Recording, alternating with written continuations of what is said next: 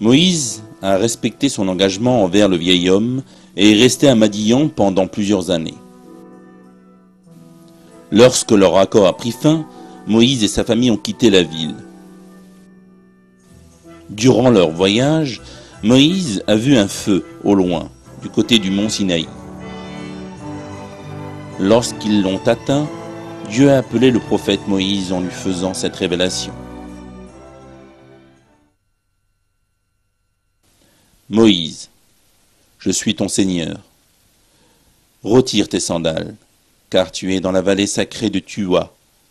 Moi je t'ai choisi. Écoute donc ce qui va être révélé. Certes, c'est moi Dieu, point de divinité que moi. Adore-moi donc, et accomplis la prière pour te souvenir de moi.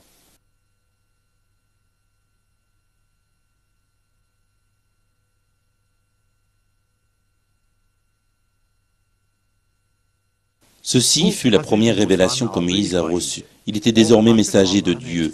Dieu lui a demandé de jeter son bâton. Celui-ci s'est transformé soudain en serpent. Effrayé, le prophète prit la fuite. Dieu l'avait auparavant rassuré, lui affirmant qu'il était en sécurité. Le prophète reprit son bâton, qui plus tard allait devenir le premier miracle qu'il utiliserait contre Pharaon. Dieu a donné au prophète un second miracle. Il a mis sa main sous son aisselle et lorsqu'il l'a retirée, elle en est sortie étincelante de lumière. Après ces prodiges opérés selon son décret, Dieu a ordonné au prophète Moïse de se rendre auprès de Pharaon. Moïse a ressenti une forte appréhension pour une tâche aussi ardue, car il manquait d'éloquence. Il a invoqué Dieu de lui donner un accompagnateur capable de s'exprimer avec plus d'aisance. Dieu a exaucé sa prière, et ce fut son frère, Aaron, qui a été choisi et qui a été dès lors élevé au rang de prophète. Allez donc chez lui et dites-lui, nous sommes tous deux les messagers de ton Seigneur. Envoie donc les enfants d'Israël en notre compagnie et ne les châtie plus. Nous sommes venus à toi avec une preuve de la part de ton Seigneur, et que la paix soit sur quiconque suit le droit chemin. Moïse a prononcé ces paroles devant Pharaon, mais au lieu de les prendre en considération, il les a reniées. Pharaon et son entourage pensaient que le prophète avait pour objectif de s'emparer du pouvoir en changeant leur religion traditionnelle. Pharaon et ses hommes, tirant d'importants bénéfices de leur croyance, ne pouvaient admettre de la délaisser. Loin de vouloir gouverner l'Égypte, Moïse avait pour but de libérer les enfants d'Israël qui vivaient dans les conditions terribles. Mais à cette demande, Pharaon a rappelé à Moïse qu'il avait été élevé au sein de son palais, puis il l'a confronté à l'épineuse question de l'homme qu'il avait pourtant involontairement tué. La réponse du prophète a été celle d'un croyant pieux, soumis de manière inconditionnelle à son destin et qui en a saisi la portée.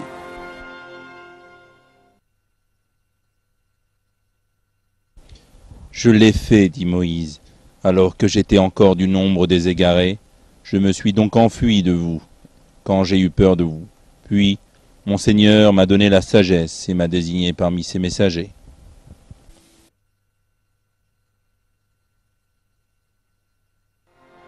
Se trouvant dans une situation embarrassante, face aux paroles et aux preuves irréfutables du prophète, Pharaon s'est mis à l'injurier en le traitant de fou. Il l'a menacé de le mettre en prison s'il ne lui reconnaissait pas son caractère divin. En entendant ces propos, le prophète Moïse a exposé ses preuves, les signes de sa prophétie. Moïse jeta donc son bâton, et le voilà devenu un serpent manifeste. Pour Pharaon et son entourage, ceci ne pouvait être que de la magie. Leur réaction montrait leur grande dévotion pour la religion païenne transmise par leurs ancêtres. Ils cherchèrent alors une personne pouvant rivaliser avec Moïse, qu'ils avaient accusé d'être un vulgaire sorcier. Les nouvelles sont arrivées aux oreilles des plus grands magiciens du pays. Le prophète a choisi alors un jour afin de se confronter à leurs artifices en présence de tous les gens d'Égypte, afin qu'ils soient témoins de la vérité.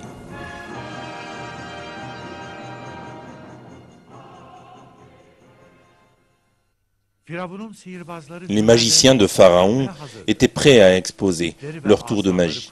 Les cordes et les bâtons qu'ils jetèrent au sol semblaient s'avancer vers le prophète Moïse. Ces événements sont relatés dans le Coran.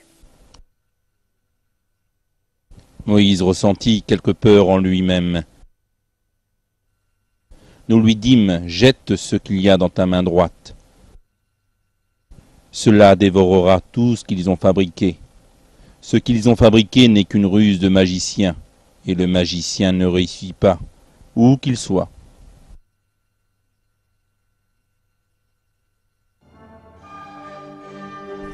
Alors Moïse a jeté son bâton.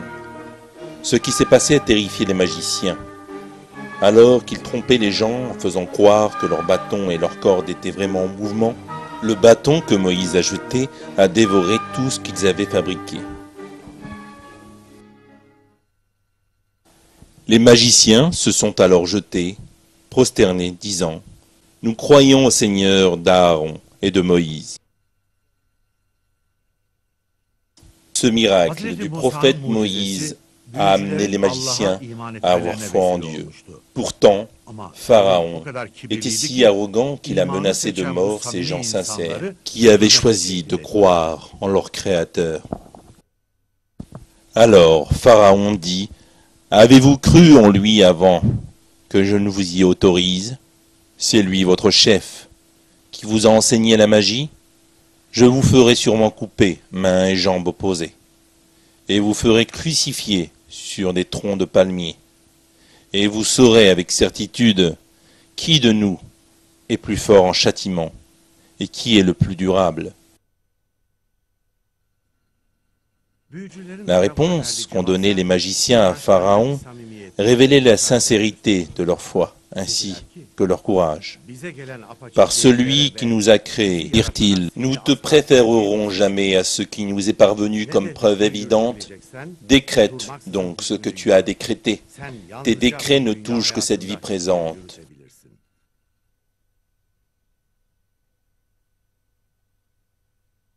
Nous croyons en notre Seigneur, afin qu'il nous pardonne nos fautes, ainsi que la magie à laquelle tu nous as contraints, et Dieu est meilleur et éternel.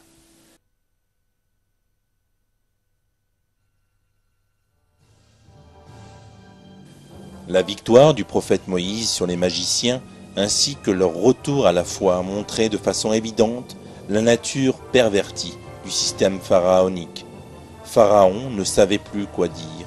Il niait obstinément et de façon arrogante l'existence de Dieu ainsi que la prophétie de Moïse.